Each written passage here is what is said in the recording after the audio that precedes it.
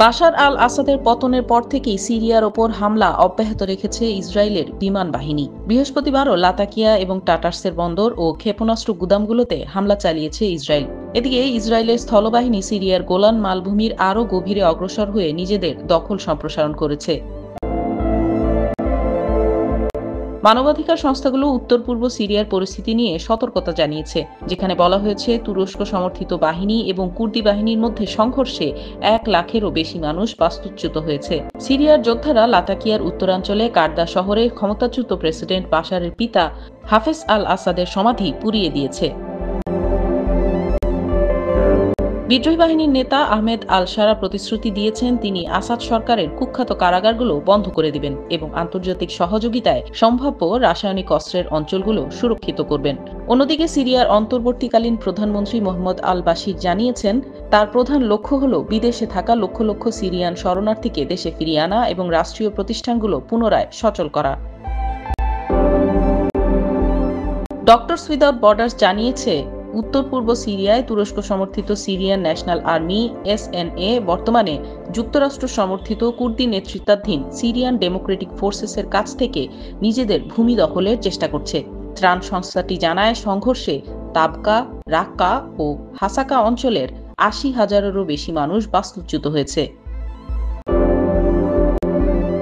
সেখানকার মানুষের জন্য জরুরি সেবা যেমন স্বাস্থ্যসেবা, পরিষ্কার পানি এবং আশ্রয়ের প্রয়োজন, কারণ তাপমাত্রা উল্লেখযোগ্যভাবে কমে যাচ্ছে। বাস্তুচ্যুত মানুষের সংখ্যা আরও বাড়তে পারে বলে জানায় সংস্থাটি। তাবকা এলাকার মানুষেরা স্টেডিয়াম ও স্কুলগুলোতে আশ্রয় নিয়েছে। এসব স্থাপনা মানুষের বসবাসের জন্য উপযুক্ত নয়, কারণ এখন তাপমাত্রা হিমাঙ্কের নিচে নেমে গেছে এবং মানুষের কাছে কোনো শীতবস্ত্র নেই। এমএসএফ জানিয়েছে চাহিদার তুলনায় খুব কমই সহায়তা দিতে পারছে তারা। এর আগে হিউম্যান রাইটস ওয়াচের এক বিবৃতিতে উত্তর পূর্ব সিরিয়ার পরিস্থিতির অবনতির বিষয়ে উদ্বেগ প্রকাশ করেছে। তারা জানিয়েছে ২৭ নভেম্বর থেকে এই অঞ্চলে 1 লাখেরও বেশি মানুষ বাস্তুচ্যুত হয়েছে। এদিকে যুক্তরাষ্ট্র ও ইসরায়েলের পরিকল্পিত ষড়যন্ত্রে সিরিয়ার আসাদ সরকারের পতন হয়েছে বলে মন্তব্য করেছেন ইরানের সর্বোচ্চ নেতা আয়াতুল্লাহ খামেনি। এমনকি সিরিয়ার একটি প্রতিবেশী রাষ্ট্রও এক্ষেত্রে ভূমিকা পালন করেছে বলে দাবি করেন তিনি। খামেনি বলেন, যুক্তরাষ্ট্র ও ইসরায়েলের কমান্ড রুমের ষড়যন্ত্রে সিরিয়ার বর্তমান পরিস্থিতি বিরাজ করছে, এ নিয়ে কোনো সন্দেহ নেই, কারণ এ বিষয়ে ইরানের কাছে যথেষ্ট প্রমাণও আছে। তুরস্কের প্রতি ইঙ্গিত দিয়ে তিনি আরও বলেন, সিরিয়ার একটি প্রতিবেশী দেশও এক্ষেত্রে উল্লেখযোগ্য ভূমিকা পালন করেছে, তবে প্রাথমিক পরিকল্পনাকারী যুক্তরাষ্ট্র ও ইসরায়েল। এরপরও মধ্যপ্রাচ্য জুড়ে ইরান সমর্থিত প্রতিরোধ আন্দোলনগুলো দুর্বল হবে না, বরং আরও শক্তিশালী হয়ে ফিরে আসবে বলেও মন্তব্য করেছেন ইরানের সর্বোচ্চ এই নেতা।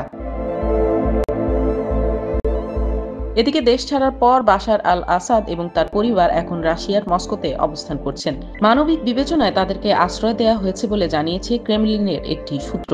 রাশিয়ার রাষ্ট্রীয় টেলিভিশনেও এই খবর প্রকাশ করা হয়েছে। রাশিয়ার সাথে আসাদ সরকারের সুসম্পর্ক ছিল দীর্ঘদিনের। সিরিয়ায় দুটি গুরুত্বপূর্ণ সামরিক ঘাঁটির তত্ত্বাবধানে ছিল রাশিয়া।